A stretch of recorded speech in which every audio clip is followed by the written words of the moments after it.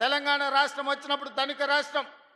ఈ ధనిక రాష్ట్రాన్ని చంద్రశేఖరరావు గారి కుటుంబం చేతిలో పెడితే ఈరోజు అప్పుల ఊబిలో తెలంగాణ రాష్ట్రం కూరుకుపోయింది.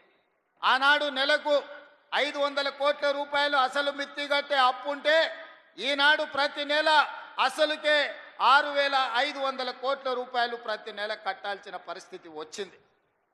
10 ఏళ్లలో ఈరోజు దాదాపుగా 8 లక్షల కోట్ల రూపాయలు, 7 లక్షల కోట్ల రూపాయలు బ్యాంకుల్లో అప్పు తెస్తే 40,000 కోట్ల రూపాయలు కాంట్రాక్టర్లకు బకాయిలు పెట్టిండు.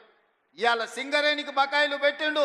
విద్యుత్ శాఖ డిపార్ట్మెంట్కు ఉచిత కరెంటు పేరు మీద రైతులకు ఉచిత కరెంటు ఇచ్చినా అని విద్యుత్ శాఖకు బకాయిలు పెట్టిండు.